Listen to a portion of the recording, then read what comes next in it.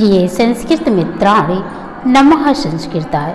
मैं वेदवती यादव आत्रेय ज्ञान कुंज में आप सभी लोगों का स्वागत करती हूँ। आज हम पढ़ेंगे रघुवंश महाकाव्य भाग 2। भाग 1 में हमने 1 से 5 श्लोक तक पढ़ा था। आज हम पढ़ेंगे भाग 2, जिसमें राजा दिलीप अपने राजमहल को छोड़कर अपनी पत्नी सुदक्षिणा के साथ में वशिष्ठ के आश्रम में संतान प्राप्त हेतु आते हैं। कहते हैं, स्वर्ग से लौटते समय उपेक्षित कामधेनु ने शापवश इन्हें बंधुत्व को प्राप्त राजदंपति को मुनि ने सपत्नीक नंदिनी की सेवा का आदेश दिया था। द्वितीय सर्ग। पहले सर्ग में एक दोनों लोग पति और पत्नी वशिष्ठ मुनि के आश्रम में जाते हैं और दूसरा सर्ग हमारा अथ शब्द से शुरू होता है, यानी द्वितीय सर्ग का आरंभ महाकवि ने अथ पद से किया है। यहाँ पर अथ पद एक ओर पूर्व कथा का संयोजक है तो दूसरी ओर मंगल सूचक भी है। मार्ग में जाते समय राजा दिलीप ने नंदिनी के मार्ग का अनुसरण किया। उन्होंने अपनी पत्नी यानी सुदक्षिणा को तथा सेवकों को आधे मार्ग से वापस लौटा दिया तथा नंदिनी गाय को घास के स्वादिष्ट तिनके को खिलाते हुए बिना थके बिना किसी आलस के एक ग्वाले की तरह उस नंदिनी गाय का लगातार अनुगमन करने लगे। यहाँ तक हमने 5वें श्लोक में पढ़ा था, जब वह नंदिनी गाय को घास के स्वादिष्ट तिनके को खिलाते हुए, उसे खुजलाते हुए, मच्छर मक्खियों आग को उड़ाते हुए तथा बिना रुकावट के चलने वाली उस नंदिनी गाय के पीछे पीछे चल दिए। 6वें श्लोक में हम पढ़ेंगे, स्थिता मुच्चलिता प्रताम नेषधीशयासने बंध धीरा जलाभिलाषी जलमाददानां छायोतां भूपतिरनगच्छत्। स्थिता मुच्चलिता प्रायतां नेषधीशयासने बंध धीरा जलाभिलाषी जलमाददानां छायोतां भूपतिरनगच्छत्। स्थिता माने जब वह नंदिनी गाय स्थित होती थी यानी खड़ी होती थी, तब स्थिता माने राजा दिलीप भी खड़े हो जाते थे। उच्चलिता जब वह चलने लगती थी तो राजा दिलीप प्रायताम माने चलने लगते थे। जब नंदिनी गाय खड़ी होती थी तो राजा दिलीप भी खड़े हो जाते थे, और जब वह चलने लगती थी तो राजा दिलीप भी चलने लगते थे। नेषधीश आसन बंध धीरा। नेषधीश माने उसके बैठ जाने पर आसन बंध धीरा, यानी धीरता पूर्वक आसन ग्रहण कर बैठ जाते थे। जब नंदिनी गाय बैठती थी तो आसन लगाकर राजा दिलीप स्वयं बैठ जाते थे। जलह अभिलाषी जलम आददानाम, जब वह जल पीने की इच्छा करती थी तो राजा दिलीप भी जल पीने की इच्छा करते थे। छायोताम भूपतिरनगच्छत्। इस प्रकार से राजा दिलीप ने छाया के समान अर्थात एक परछाई के समान उस नंदिनी गाय का अनुसरण किया, उस नंदिनी गाय के पीछे पीछे चले। फिर से देख लीजिए एक बार, स्थिताम जब नंदिनी गाय खड़ी होती थी तो राजा दिलीप भी खड़े हो जाते थे। उच्चलिता प्रयताम जब वह चलने लगती थी तो राजा दिलीप भी स्वयं चलने लगते थे। नेषधीश आसन बंध धीरा जब वह बैठती थी तो राजा दिलीप भी आसन लगा करके बैठ जाते थे। आसन बंध धीरा, आसनस्य बंधा आसन बंधा, ये षष्ठी तत्पुरुष का समास है।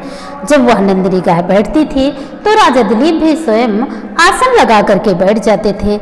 जला अभिलाषी, जल इसका संधि विच्छेद करेंगे तो हो जाएगा जल धन अभिलाषी। जला अभिलाषी इसमें दीर्घ संधि है। जलम आददा नाम, जब वह जल की इच्छा करती थी तो राजा दिलीप भी स्वयं जल पीते थे। छायोताम भूपतिर अनुगच्छत। इस प्रकार से राजा दिलीप छाया के समान, एक परछाई के समान, ताम माने उस नंदिनी गाय का, अनुगच्छत माने अनुसरण किए। इसमें अनु उपसर्ग गम धातु लंग लकार प्रथम पुरुष का एक वचन है, अनुगच्छत बना हुआ है।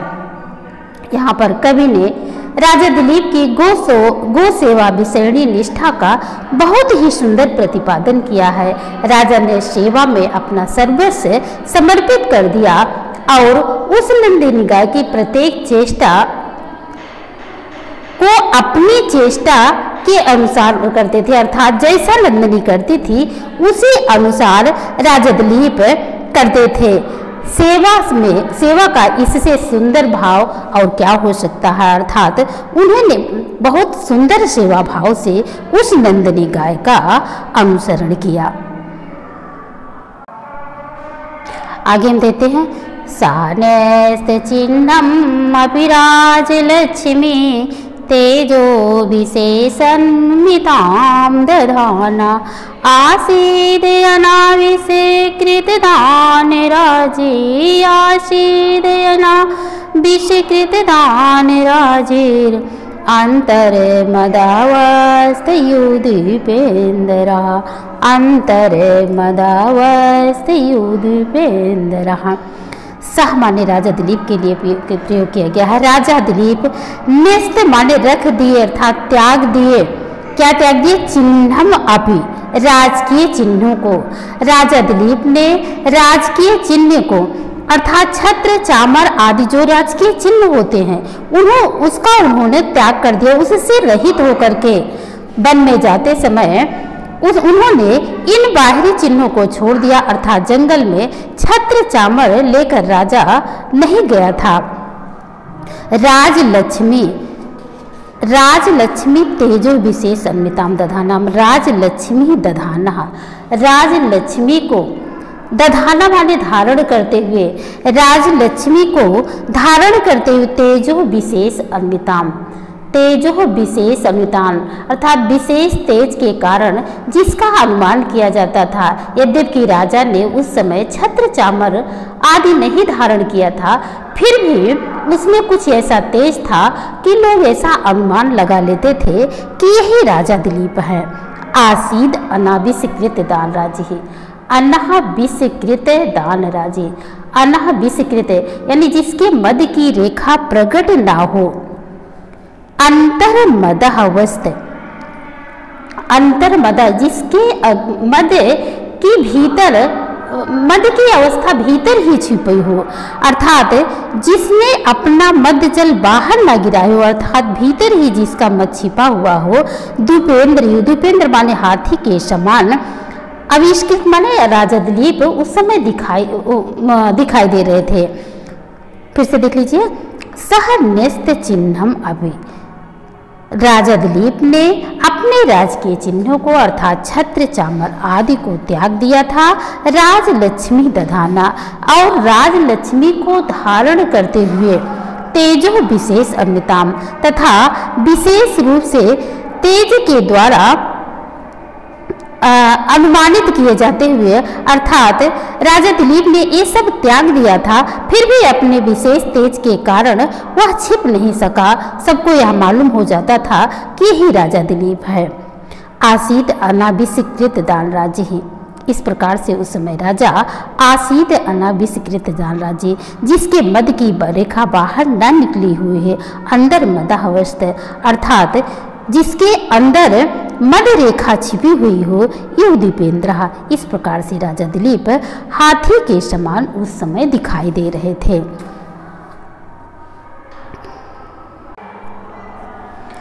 राजा की तेजस्विता तथा राजलक्ष्मी को धारण करने का तथ्य उस गजराज के सदृश है, जिसके शरीर में मदमत्तता के लक्षण भीतर छुपे होते हैं। अतः उसके कपोलों पर मद रेखा प्रकट नहीं होती है, किंतु उसकी शरीर कांति से उसके बल का अनुमान होता है। ऐसे हाथी के समान राजा दिलीप उस समय दिखाई दे रहे थे, अर्थात वह अर्थात शरीर की कांतिमत्ता आदि लक्षणों से ऐसा हो रहा था, ऐसा दिखाई दे रहा था। अगले श्लोक देखिए। लता प्रतानोदे ग्रंथिते शकेशे अधीज धन्वा विचिचार धामम रक्षापदेशान मुनि होम धेनु रक्षापदेशान मुनि होम धेनु वन्यान विनेश्यन्युदुष्ट सत्वान वन्यान विनेश्यन्युदुष्ट सत्वान लता प्रतानो उद्ग्रन्थै सकेशैरधीज धन्वा विचिचार धामम। लता प्रतान, लता प्रतान माने लताओं की टेढ़ी मेढ़ी तंतुओं से उद्ग्रंथित माने बंधे हुए, कैसे माने बालों वाले, सह माने राजा दिलीप। लताओं की टेढ़ी मेढ़ी तंतुओं से बंधे हुए बालों वाले अधीज धन्वा, अधीज धन्वा माने धनुष को डोरी पर चढ़ाए हुए। विचिचार, विचिचार माने विचरण करने वाले लगे, दाव माने वन में। वे राजा दिलीप टेढ़ी मेढ़ी तंतु लताओं की तंतुओं से बंधे हुए बालों वाले तथा धनुष पर डोरी चढ़ाए हुए वह राजा दिलीप वन में विचरण करने लगे। किस लिए विचरण करने लगे? रक्षाप देशान मुनि हेनु धेनु, रक्षाप देशान मुनि होम धेनु, मुनि होम धेनु अर्थात मुनि की होम धेनु, मुनि की गाय जो हवन की सामग्री अर्थात घी दूध आदि देती थी, ऐसी मुनि की गाय के रक्षाप माने रक्षा के बहाने से, वन्यान माने जब वन में, विनेशयन्यु, विनेशयन्यु माने शिक्षा देता हुआ, दुष्ट सत्वान माने भयंकर हिंसक जीवों को, वह भयंकर हिंसक जीवों को, जंगली भयंकर हिंसक जीवों को मानो शिक्षा देते हुए मुनि होम धेनु गुरु के यज्ञ कार्य को संपन्न करने वाली उस नंदनी गाय के रक्षापदेशान मानो उसकी रक्षा के बहाने से विचिचार दामम वन में विचरण करने लगे। फिर से एक बार देख लीजिए। लता प्रतानो उद्ग्रंथित है, लता प्रतानो उद्ग्रंथित है।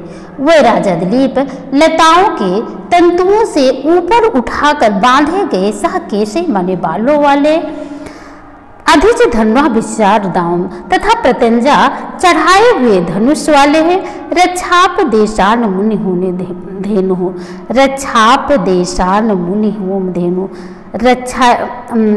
रक्षा के लिए मुनि होम धेनु, ये मुनि के यज्ञ कार्य को संपन्न करने वाली अर्थात दूध घी आदि को देने वाली उस नंदनी गाय के रक्षा के बहाने से वन्यान विनेशयन्यु दुष्ट सत्वान मानो दुष्ट जंगली जंतुओं को शासित करते हुए अर्थात नियंत्रित करते हुए वन में विचरण करने लगे। फिर आगे देखें। विसृष्ट पार्श्वा अनुचरश्च तस्य पार्श्व दुर्महापार्श्व भृताशमस्य उदीरं मया शून्यमदानाम् आलोके शब्दं वैशां विरावे। विसृष्ट पार्श्वे अनुचरश्च तस्य पार्श्व द्रुमपार्श्व भृताशमस्य उदीरं मया शून्यमदानाम् आलोके शब्दं वैशा विरावे।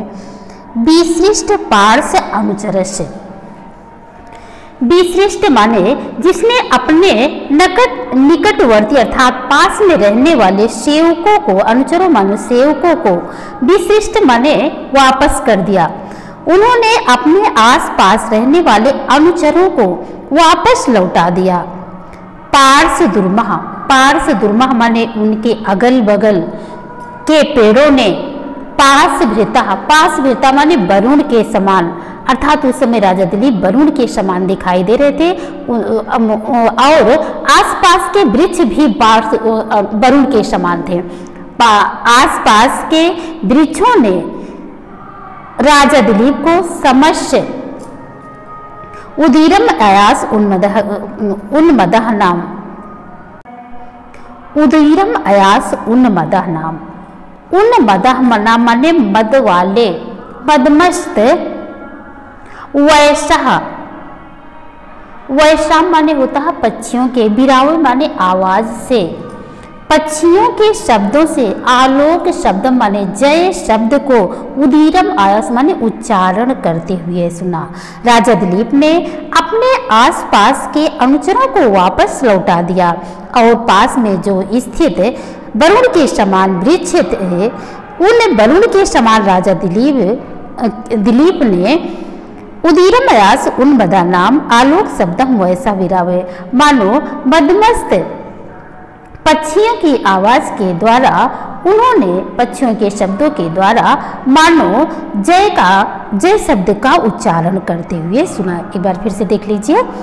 विशिष्ट पार्श्व अनुचरस्य विशिष्ट पार्श्व अनुचर यानी उसने अपने आसपास के अनुचरों को तस्य माने राजा दिलीप ने विशिष्ट माने वापस लौटा दिया। अपने आसपास के अनुचरों को सेवकों को राजा दिलीप ने वापस लौटा दिया। पार्श दुर्मह पार्श भीरता समस्य पार्श दुर्मह पार्श भीरता तथा वरुण के समान प्रभावशाली राजा दिलीप के आसपास के वृक्षों ने उन उदीरम अयास उन्मदा नाम आलोक शब्दम वैसा भी रहे तथा पक्षियों के शब्द के द्वारा मानो उन्होंने अपना जय शब्द का उच्चारण किया यानी अपने यश के गान को करते हुए पक्षियों के द्वारा राजा दिलीप ने सुना। अर्थात महाकवि ने यहाँ राजा दिलीप की महामहिमशालिता सूचित करने के लिए वृक्षादिकों द्वारा स्वागत में पक्षियों के कुंजन द्वारा स्वागत करने को उत्प्रेक्षित किया है। यहाँ पर राजा को वरुण से उपमित करना कितना सुंदर है। वेदों में वरुण को पार्श्वभृत्य कहा गया है और यहाँ पर पार्श्वभृत्य की समानता राजा दिलीप से की गई है। मरुत प्रयुक्ताच मरुत सखाभ्यम तम अर्चयाराधय अभिवर्तमानम अवाकिरण बाललतः प्रसूनैर आचार लाजेरिपौर कन्या मरुत प्रयुक्तास्य मरुत सखाभ्यम तमर्चयाराधय अभिवर्तमानम अवाकिरण बाललतः प्रसूनैर आचार लाजेरिपौर कन्या। मरुत प्रयुक्तास मरुत माने होता है वायु। वायु के द्वारा प्रयुक्तास माने प्रयुक्त किए गए वायु के द्वारा हिलती हुई मरुत शाखाभ्यम मरुत माने वायु का सखाभ्यम माने मित्र मरुत यानी वायु का मित्र। वायु का मित्र होता है अग्नि अर्थात अग्नि के समान कांति वाले वायु के द्वारा हिलाए जाते हुए और अग्नि के समान कांति वाले तम अर्च माने तम माने राजा दिलीप के लिए प्रयोग किया गया। अर्च माने पूजा योग्य अर्थात उस पूजनीय राजा दिलीप के आराध अभिवर्तमानम माने आस पास में उपस्थित। अवह किरण बाल लता अर्थात छोटी छोटी लताओं ने प्रसून ही माने पुष्पों से आचार लाजे की गौर कन्या अवह किरण प्रसून ही माने अवह किरण प्रसून माने होता है पुष्पों के द्वारा अवह किरण माने उनका स्वागत किया उनके ऊपर गिराया। उसी प्रकार से जैसे आचार लाजे पौर कन्या यानी ग्रामीण कन्याएं आचार लाजे माने मंगल के लिए फेंके जाने वाले लावे अर्थात शिष्टाचार के लिए फेंके जाने वाले लावे। जब कभी कोई राजा अथवा कोई महान व्यक्ति किसी नगर में प्रवेश करता है तो नगर की कन्याएं भुजे हुए धान के लावे उसके स्वागत के वास्ते फेंकती है। उसी प्रकार लताओं से जब फूल गिरे तो ऐसा प्रतीत हो रहा था कि मानो उस राजा दिलीप के स्वागत के लिए पुर की कन्याएं लावे की वर्षा कर रही हैं। फिर से एक बार देख लीजिए। मरुत प्रयुक्तास मरुत सखाभ्यम।